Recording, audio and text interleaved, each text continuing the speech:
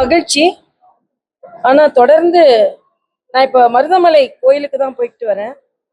ஆனா தமிழகத்துல தொடர்ந்து இந்து மத நம்பிக்கை மிக மிக மிக புண்படுத்தப்படுகிறது என்பதற்கு ஒன்று, பினராயி விஜயன் பெரியார் விஜயனாக மாறி ஸ்டாலினை உலக ஐயப்ப பக்தர்களின் மாநாட்டிற்கு கூப்பிட்டு இருக்கிறார்.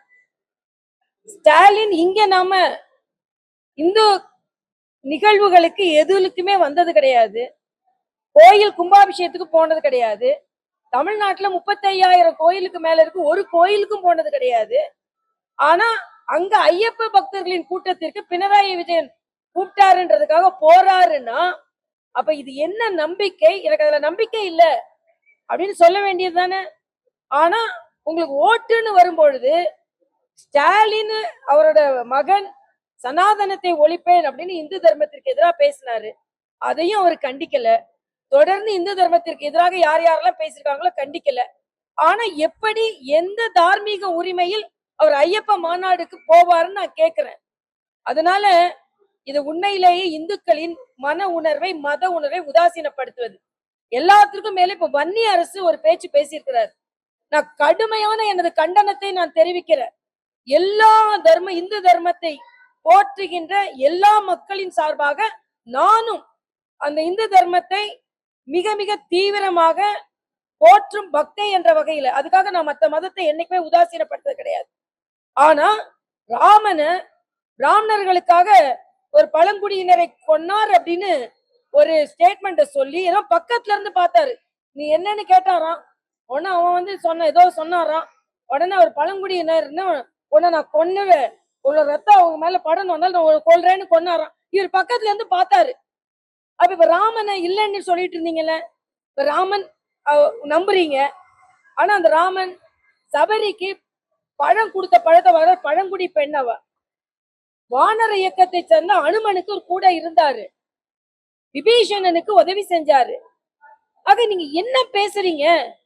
ஆக ஒரு சமதர்ம தர்மத்தை உடையவன் ராமன், சமூக நீதியை காப்பாற்றிய தலைவன் ராமன். இன்னைக்கு அவரை பத்தி பேசுற தார்மீக உரிமையில நான் கேட்கிறேன். ஆணவ கொலைகளை தடுக்க துப்பில்ல உங்களுக்கு. ஸ்டாலின் அரசுக்கு ஆணவ கொலைகளை தடுக்க துப்பில்ல. அதை வச்சுக்கிட்டு நீங்க ராமனை ஆணவ கொலையை தடுக்க முடியாதது காரணம், ஆணவ கொலைக்கு காரணம் சனாதன தர்மமா ராமனா? நீங்க உங்க ஆட்சி அது சட்டம் ஏன் கொண்டு வரல? சட்டம் கொண்டு வர்றதுக்கு ராஜஸ்தான்ல சட்டம் இருக்கு, யூபி ஹரியானால என்ன சட்டம் இருக்கு தெரியுமா? ஆணவ கொலை நடந்ததுன்னா ஃபாஸ்ட் கோர்ட் ஸ்பெஷலா அதை இன்வெஸ்டிகேட் பண்ணணும்ன்ற சட்டம் இருக்கு. ஆனா நீங்க ஆளுகின்ற ஒரு மாநிலத்துல அங்க இளைஞர்கள் கொலை செய்யப்படுகிறார்கள். அங்க போய் கூட பார்க்க உங்களால முடியாது. ஆனா ஆணவ கொலைக்கு ராமன் காரணம், இந்து தர்ம காரணம்னு என்ன ஆணவத்தோடு பேசுகிறீர்கள்? ஒரு ஓட்டு கூட இந்த இந்தி கூட்டணிக்கு விழக்கூடாதுன்னு நான் சொல்றேன். ராமனை கும்பிடுபவர்கள், இந்து தர்மத்தை போற்றுபவர்கள் ஒரு ஓட்டு கூட விழக்கூடாதுன்னு நான் சொல்றேன். நான் கோரிக்கையாகவே வைக்கிறேங்க. சும்மா இந்து மதத்தை போட்டு பிராமணர்களுக்காக ராமன் பழங்குடியினரை கொன்னாருன்னு சொன்னா என்ன பேசுறீங்க நீங்க சொல்ற? ஆக இது மிக மிக மோசமான ஒரு கருத்து. ஆணவ கொலை தடுக்கிறதுக்கு உங்க ஸ்டாலின் போய் போராட்டம் நடத்துங்க. கூட்டணிக்காக கூல கும்பிடு போட்டுட்டு உட்கார்ந்து இருக்காதுங்க. ஆக கூட்டணிக்காக எதை வேணாலும் செய்வேன், ஆனா ராமனை நான் நிந்திப்பேன்னா ஸ்டாலின் போய் போராட்டம் நடத்துங்க. ஆணவ கொலை ஏன் நடக்குது? முற்றிலுமாக ஆணவ கொலை நடப்பதற்கு இந்த மாநில அரசின் அஜாக்கிரதை தான் காரணம், சட்ட ஒழுங்குதான் காரணம், ஆணவ கொலைக்கு ஸ்டாலின் அரசு தான் காரணம். இதை அழுத்தி சொல்லுவேன். என்னைக்கோ உள்ள ராமன் காரணமா, ஸ்டாலின் காரணம் இல்லையா? அதனால இது பொறுத்து கொள்ள முடியாத ஒன்று என்பதை நான் அழுத்தமாக பதிவு செய்கிறேன். சமூக நீதி காத்தார். நீங்க ராமாயணத்தை முழுசா படிங்க, அவ்வளவு சீக்கிரம் அது நீங்க படிங்கப்பா. நான் குடுக்கறேன் ஒரே நிமிஷத்துல சொல்றேன். ராமன் நான் நீங்க சொல்லி கேட்க வேண்டியல. ராமாயணம் நாமங்க நான் சொல்றேங்க. ராமன் சமூக நான் உங்கள்ட்ட சொன்னேன், சபரிட்ட பழத்தை வாங்கி சாப்பிட்டாருங்க, பழங்குடி பெண். அதே மாதிரி அனுமன் ஒரு வானரை ஒரு ராமாயணம் தம்பிங்க, நாளைக்கு இந்த தம்பிக்கு ஒரு ராமாயண புக்கு வாங்கி கொடுத்துருங்க. சும்மா 2 வார்த்தையில ராமனை படிக்க முடியாது. ராமனை முழுசா படிங்க. கண்ணதாசன் என்ன சொன்னார் தெரியுமா? நான் அண்ணாதுரைக்கும் கலைஞருக்கும் ராமனை பத்தி மோசமா பேசுறதுக்காக பாயிண்ட்ஸ் எடுக்கிறதுக்காக ராமாயணத்தை படிக்க ஆரம்பிச்ச. நான் நாத்திகனானவன் ராமனை படிக்க படிக்க ஆத்திக நான் மாறேன்னு சொன்னார். கண்ணதாசனே மாறும்போது உங்களுக்கு ஒரு ராமாயண புக்கை கொடுக்க சொல்றேன். இல்ல நாளைக்கு வன்னியரசுக்கு நம்ம எல்லாம் சேர்ந்து ஒரு ராமாயண புக்கை நீங்க தம்பி ரமேஷ், நாளைக்கு நீங்க வன்னியரசுக்கு கம்பராமாயணம், கம்பர் யாரு? பிராமின் கிடையாது. கம்பர் எழுதின ராமாயணத்தை எல்லாரும் வன்னியரசுக்கும் எல்லாத்துக்கும் பெரிய போராட்டம் நடத்துங்க நான் சொல்றேன். ராமனை எப்படி பேச முடியும்? ஆணவ கொலையை தடுக்க துப்பு இல்ல உங்களுக்கு. எல்லாரும் அந்த அந்த ரத்தத்துல நீங்க ஆட்சி நடத்தி கொண்டிருக்கிறீங்க. ராமனை போய் சொல்றாங்களாம். அதனால இனிமேலாம் எங்களால பொறுத்துக்கிட முடியாதுங்க. உங்களுக்கு ஓட்டு வேணும்னா யார வேணும் நான் கேக்குறேன். நாங்க மற்ற மாநிலங்களிலும் சேர்ந்து ஆட்சி செய்கிறோம். அத்த மற்ற மாநிலங்களுக்கு அனுசரணையா பேசினா இந்திக்காரனுக்கு அனுசரணையா பேசுறேன். இன்னைக்கு எந்த விதத்துல பஞ்சாப் முதலமைச்சரை கூப்பிடுறீங்க? பஞ்சாப் முதலமைச்சரை ஏன் கூப்பிடுறீங்க? ஏன் நீங்க பீகார்ல ராகுல் காந்தியோட பாத யாத்திரை போய் கலந்துக்க போறீங்க?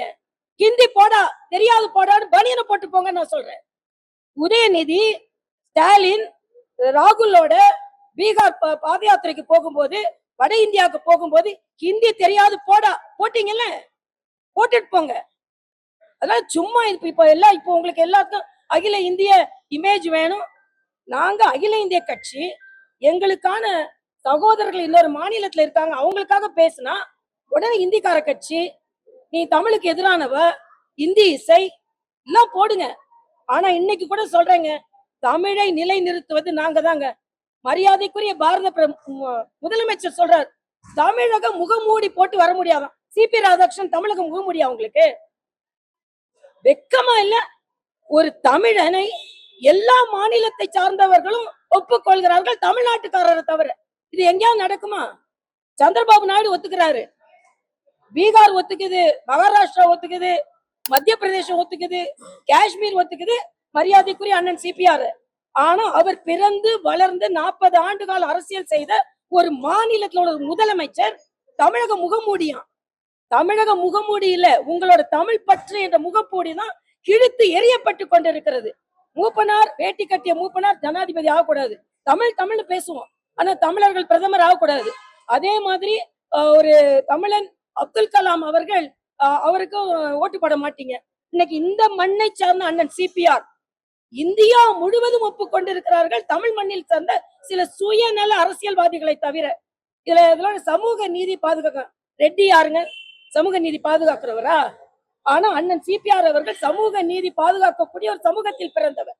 உங்களுக்கு வேணும்னா எப்படி வேணாலும் நீங்க, தமிழக மக்களிடம் நான் ஒன்றை கேட்டுக்கொள்கிறேன், சமூக நீதியை பற்றி பேசுவதற்கு திமுக இண்டி கூட்டணிக்கு எந்த அருகதையும் கிடையாது.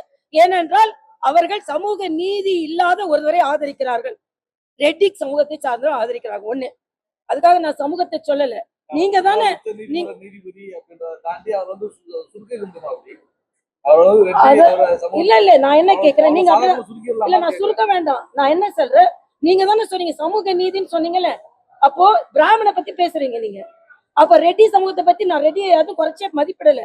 ஆனா அதே நேரத்துல நான் சொல்றேன், நீங்க தமிழன்னு நாங்க கேட்கிறோம்ல, அது ஒரு விஷயத்துல. அதே அவர் வந்து உயர் நீதிமன்ற உச்ச நீதிமன்ற நீதிபதியா இருந்தாரு, அவர் வந்து நக்சல்களுக்கு ஆதரவா இருந்தாரு அப்படின்னு மரியாதைக்குரிய அமித்ஷா அவர்கள் சொன்ன உடனே இவருக்கு நீங்க ஆதரவு கொடுக்கும் பொழுது, சமூக நீதியின் பாதுகாவலராக இருக்கின்ற சமூகத்தில் பிறந்த ஒருவரை ஏன் நீங்கள் ஆதரிக்க மறுக்கிறீர்கள்? ஒரு கேள்வி. ஸ்டாலினுக்கு ஒரு கேள்வி. இரண்டாவது கேள்வி, தமிழர்கள் என்று சொல்லி, ஏன்னா சமூக நீதி காவலர் என்று நீங்கள் சொல்லிக் கொள்ள முடியாது. ஏன் எதுக்கு நான் அதை சொன்னேன்னா, நீங்க சமூக நீதின்னு யாரு சொல்றீங்க? அந்த சமூகத்தை பிறந்தவரை விட்டுட்டு நீங்க சமூக நீதியை பற்றி சொன்னாருன்றதுக்காக, பிறந்தாரை விட்டுட்டு சமூக நீதியை பற்றி சொன்னார்னு ஒருவரை நீங்க ஆதரிக்கிறீங்க பாருங்க. அதற்காக நான் சொன்னேன். அதுக்காக ரெட்டி சமூகத்தை எதிர்த்து நான் பேசுறேன், தயவு செய்து போட்டுறாதுங்க. மறுபடியும் நான் சொல்றேன், எல்லா எல்லா சமூகத்தையும் சொல்லும் போது சமூக நீதி பாதுகாக்கப்படுகின்ற அந்த இனத்துல சமூகத்துல பிறந்திருக்காரு, அவர் சமூக நீதியை பத்தி பேசினார்னு மட்டும் சொல்றாங்க, புரியுதா? அதனால நான் சொன்னேன். அதனால நான் சமூகத்தை எதுக்குமே நான் சொன்னதுல தயவு செய்து அப்படி போடாதுங்க. ஜாதியை பத்தி நான் பேசல, ஏன்னா சமூக நீதியில் பிறந்தவர் அண்ணன், அந்த சமூகத்துல பிறந்தவர். ஆனா சமூக நீதியை பத்தி பேசினவரை நீங்க இன்னைக்கு சமூக நீதி காவலர்னு சொல்றீங்க. ஒண்ணு. ரெண்டாவது நான் சொல்றேன், தமிழர்களுக்கு நாங்கள் காவலாளர்கள், தமிழர்கள் எங்களுக்கானவர்கள் அப்படின்னு சொல்றீங்கல்ல, தமிழர்களுக்கு நாங்க பாதுகாவலன்னு சொல்றீங்கல்ல. ஆனா தமிழர்களை ஒன்று குவித்த திராவிட முன்னேற்ற கழக காங்கிரஸ் ஒன்று, இன்னொன்று பச்சை தமிழனான அண்ணன் சிபிஆர் அவர்களை நீங்கள் ஆதரிக்க மறுக்கிறீர்கள். அதனால் தமிழ் பற்று என்ற தமிழ் பற்றாளர் என்ற முகத்திரை கிழிகிறது. இன்னொன்று, நாங்க வேறு மாநிலத்தை பார்க்கவே மாட்டோம். வேறு மாநிலக்காரங்க எங்களுக்கு வேண்டாம், தமிழ்நாடு சுயாட்சி தான் எங்களுக்கு வேணும்னு சொல்லிட்டு இன்னைக்கு பீகாருக்கு போறீங்க, பஞ்சாப் முதலமைச்சரை கூப்பிடுறீங்க. அப்போ ஒரு அகில இந்திய கட்சியாக நாங்கள் மற்ற மாநிலத்தவரோடு இணக்கமாக இருந்தால் ஹிந்திக்காரன் சொல்றீங்க. ஏன் சொல்றீங்க? ஹிந்தி தெரியாது போடான்னு பனியன் போட்டீங்கல்ல, பீகாருக்கு போகும்போது பஞ்சாபுக்கு போகும்போது அந்த பனியனை போட்டுட்டு போங்கன்னு நான் சொல்றேன். நீங்க பேசும்போது தமிழர் மொழிப்பற்றோட நீங்க அவரை ஆதரிக்க தகுதிட்டாங்கிறத குற்றச்சாட்டா சொன்னீங்க அப்படின்னா, தெலுங்கு ஸ்பீக்கிங் இருக்கக்கூடிய அவர் இடத்துல வெங்காய நாயுடு மற்ற சந்திரபாபு நாயுடு உள்ளிட்டவங்களும் ஆதரிக்கிறவங்க அவங்களை பத்தி ஒரு நிமிஷம் அவங்களால நான் தமிழ்நாட்டுக்காரி, நான் தமிழ்நாட்டை பத்தி பேசுறேன். நான் தமிழ்நாட்டுக்காரி, தமிழ்நாட்டை பத்தி பேசுறேன். தமிழ்நாட்டை பத்தி பேசுறேன். தமிழ்நாட்டுக்காரரை ஏன் ஆதரிக்கலன்னு நான் கேக்குறேன். தமிழ்நாட்டுக்காரரை நான் ஏன் ஆதரிக்கலன்னு கேக்குறேன். ஏன்னா தமிழுக்கு நீங்க தானே பேசிட்டு இருக்கீங்க. அதே சந்திரபாபு நாயுடு என்ன சொன்னாருன்னா, இன்னொரு மொழியை பேசுறது தப்பு இல்ல அப்படின்னு அவர் சொன்னாரு. மும்மொழியை அவர் ஆதரிக்கிறாரு, நீங்க மும்மொழியை ஆதரிக்கல.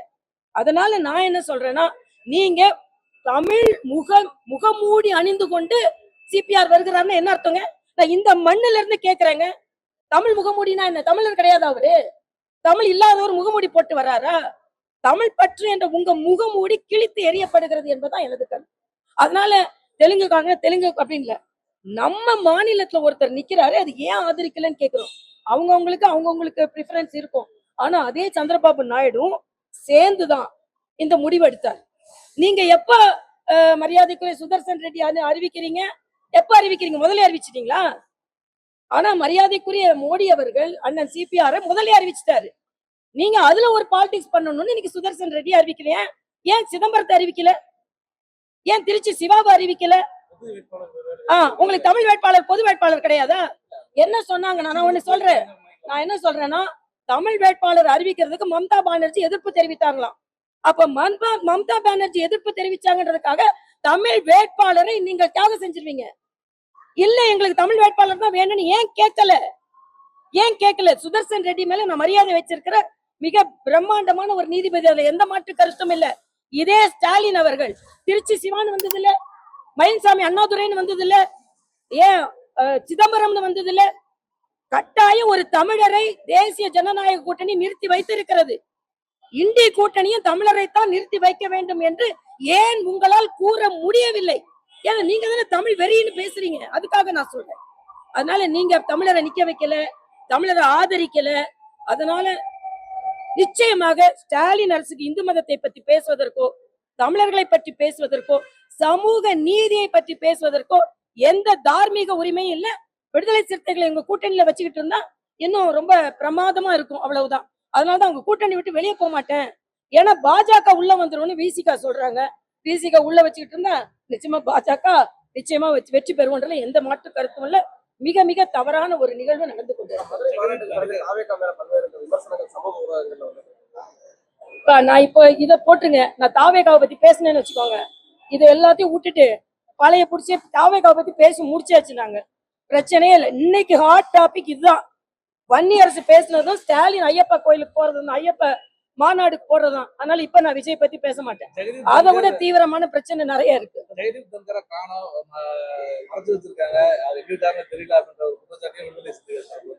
சரி, போய் பார்க்க சொல்லுங்க. இப்ப விடுதலை சிறுத்தைகள் தங்கர் மேல என்ன ஆசைன்னு நான் கேக்குறேன்.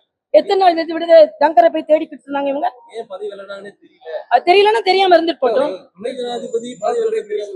இந்தியா முழுவதுமே நான் என்ன கேக்குறேன், போன அண்ணன் சிபிஆர் இன்னைக்கு துணை ஜனாதிபதி ஆக்குறதுல உங்களுக்கு அவ்வளவு கசக்குதா? உங்களுக்குலாம் இவரை வறுக்கிறது உங்களுக்கு கசக்குதா? நீங்களா தமிழர்களா நான் கேக்குறேன்.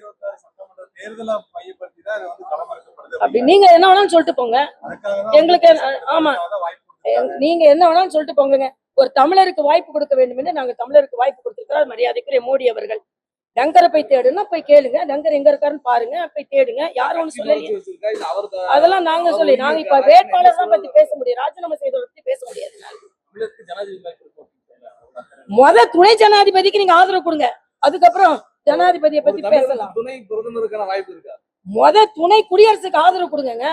அப்ப அதுக்கு ஒரு காரணம் சொல்வீங்க, சமூக நீதி எங்க தேடி தேடி கண்டுபிடிப்பாரு. ஏற்கனவே வாஜ்பாய் இருந்தப்ப துணை பிரதமர் அத்வானி இருந்தாரு. அதுக்கு பிறகு துணை குடியரசுத் தலைவருக்கு ஆதரவு கொடுங்க, அதுக்கப்புறம் நீங்க கேள்வி கேட்கலாம்.